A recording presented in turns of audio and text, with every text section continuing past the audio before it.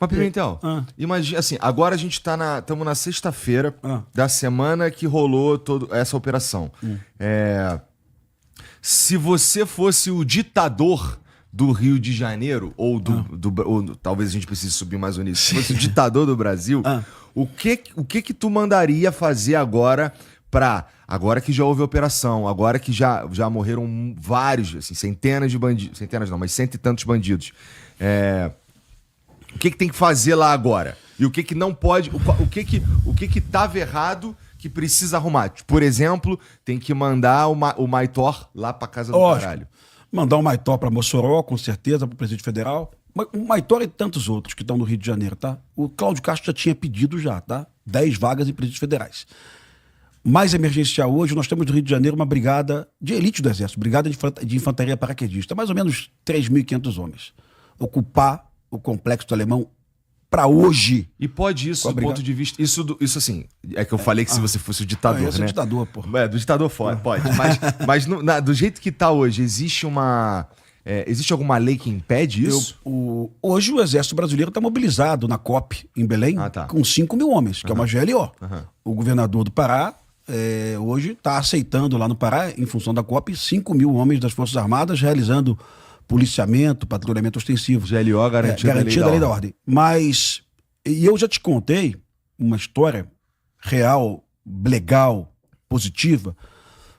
Em 2010, quando o Exército Brasileiro ocupou o Complexo do Alemão, com a 9ª Brigada de Infantaria, o comandante do batalhão Sampaio, Regimento Sampaio, Coronel Montenegro, ele ficou lá 19 meses. Ele ficou lá 19 meses com 0 homicídios. Então, funcionou. Não teve DOCA, não teve Marcinho IVP, não teve assassinato na rua, não teve mulher sendo esquartejada pelo Comando Vermelho, não tinha barricada, mas também não tinha baile funk, porque o Exército Brasileiro proibia. Então, se a gente considerar que a preservação das vidas humanas é a coisa mais importante a ser perseguida, a ocupação do Exército Brasileiro no Alemão foi um sucesso total. Mas o Exército Brasileiro não podia revistar casas, porque é o Estado Democrático de Direito, você só pode entrar numa casa com autorização judicial.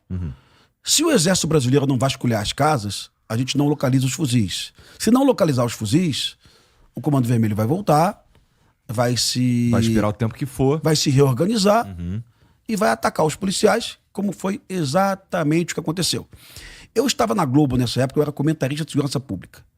E eu via o dilema do Coronel Montenegro. Ele sabia as casas onde os fuzis estavam, porque ele já usava drones para acompanhar os bandidos andando, mas ele não tinha nenhuma autorização judicial para ir lá pegar o fuzil. Não tinha. E toda vez que ele tentava, junto a um juiz, o juiz dizia, cara, mas eu não posso dar mandado de busca e apreensão coletivo. Tá bom, então tá tudo certo. Então vai ficar ali. Quando eu for embora vai voltar. Vai, tá tudo certo. É isso que a esquerda quer, é isso que o jornalismo quer, é isso que o juiz quer, é isso que a sociedade quer. Então tá tudo certo, pô. Eu não vou invadir uma casa sem autorização judicial. Então, combinamos? A gente quer o Brasil uma merda, é isso mesmo, tudo certo, né? Tudo certo, meu irmão. Né? Eu acho que o Exército Brasileiro deveria dispor de autorização em situações excepcionais para revistar casas. Né? Senão não funciona. Senão o morador vai ser refém do Comando Vermelho. Hoje, um artigo do René Silva, Voz da Comunidade, ele falou, porra, essa operação já aconteceu há 15 anos.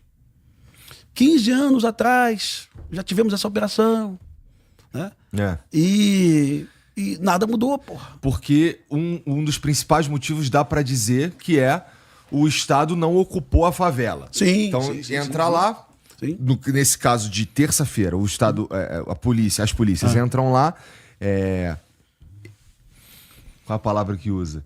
Neutralizam vários bandidos e... Enfraquece a facção, Enfraquece a facção. Prendem bandidos, apreendem armas e matam alguns devido às circunstâncias necessárias. E aí pega a arma, pega tudo isso daí, mas daqui provavelmente se a gente subir lá agora, lá já não tem... Não. Porra nenhuma. 2 horas depois da operação, 2 horas já tinha fuzil. Tem imagem disso aí. 2 horas depois que o BOPE retraiu, já tinha bandido de fuzil. Já tinha bandido obrigando o morador a carregar corpo. Já tinha bandido obrigando o morador a recortar a farda. Teve isso, né, cara? Então, cara, a ditadura do Comando Vermelho retornou ao ambiente Algumas horas depois. Eu não posso dar nome de colegas aqui, mas muitos colegas da polícia estavam revoltados, eles queriam ficar. Porra, Pimentel, até em respeito aos colegas que morreram. Uhum. A gente tem que ficar aqui, porra. A gente tem que permanecer, porque tem mais fuzil para ser apreendido, certamente tem mais lideranças a serem presas, né? E retrair nesse momento é dizer para o morador, olha, daqui a 6 meses estamos de volta aí. E aí, meu amigo? E aí ninguém aguenta realmente isso. Então, se eu fosse o ditador que você falou hoje, eu mandava ocupar o Complexo do Alemão, mandava afastar o Lewandowski também, com certeza, porque eu acho que eu acho que ele não conhece as realidades do Brasil, não do Rio de Janeiro, não, ele não conhece as realidades do Brasil. Ele por exemplo, ele não fala nas suas coletivas sobre a questão das barricadas, né? Ele não fala em suas coletivas sobre uma tragédia humanitária no Brasil hoje, que são moradores expulsos de suas casas em Fortaleza, em Maranguape, em Eunápolis, em Salvador, né? Ele não fala. Esse é o maior problema de segurança pública do Brasil. E ele não fala. Ou porque ele não conhece, ou porque ele tem vergonha de enfraquecer os governadores do seu partido. Mas ele não fala. Então, pode ser essas duas possibilidades, né?